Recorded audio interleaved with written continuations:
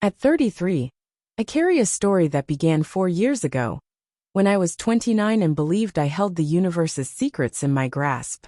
My name is Elise, and back then, I had a solid career, a cozy apartment, and a partner who by every measure, cherished me beyond what I thought I deserved. His name was Ethan, and his love was the soft, steady kind, the sort that noticed how I took my tea, that sent a quick message if I was running late, that offered his coat even when the chill bit at him. Yet, I never feared he'd slip away because I couldn't imagine he would. In the beginning, Ethan's presence was a warm haven. He made me feel secure, valued, understood. But as time wore on, something in me shifted. It wasn't his fault, not a single thing he did, but I began to wander in my mind. I started measuring him against the men I saw in fleeting online glimpses, against the polished relationships my friends flaunted, against the version of myself I dreamed I'd become with someone bolder, more driven, more electrifying. Ethan wasn't those things. He didn't sweep me off my feet with grand displays or spark fiery debates. He didn't boast a flashy career or a bank account that turned heads. He was simply Ethan, reliable, gentle, constant. And in that chapter of my life, I mistook his steadiness for something lesser, something I thought meant I was settling. Slowly, I began to pull back. It started small, fewer embraces, less warmth in my voice, a sharp edge when he'd say he loved me. I'd toss back a half-hearted "you too," my eyes elsewhere, not seeing the way he'd pause, just for a moment, as if waiting for me to mean it. I didn't realize I was draining him drop by drop. One evening we sat down for dinner at my place. He'd brought my favorite Indian takeout, remembering the extra chutney I loved, as he always did. But I barely ate, my mind distant, my heart already forming the words I'd soon regret. I set my spoon down and spoke plainly. I don't think we're right for each other anymore. His brow furrowed, confusion clouding his face. Is this about last week's disagreement, Elise? I thought we'd worked through it. I cut him off, my voice firm. No, it's not that.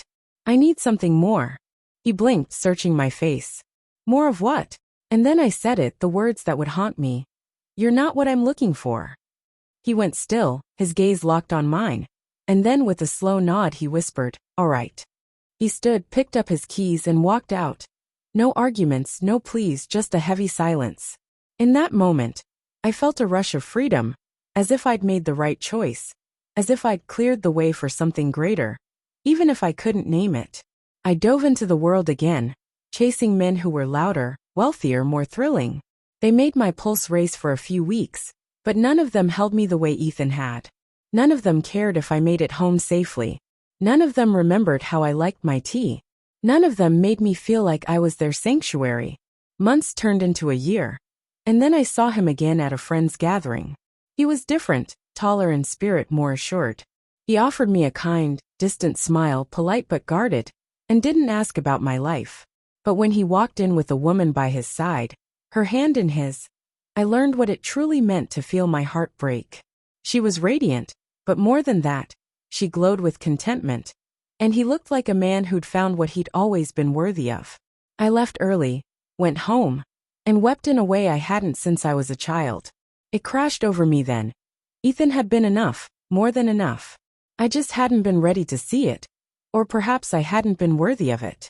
I tried to reach out once months later, sending a hesitant message. Hey, I'm sorry for how things ended. His reply was brief, kind, final. I hope you're doing okay, Elise. Take care. No anger, no opening for more, just a door gently closed. He didn't resent me, which might have been easier to bear. He'd simply moved forward. Now I catch glimpses of them sometimes, on social media, in group outings, in old photos friends share.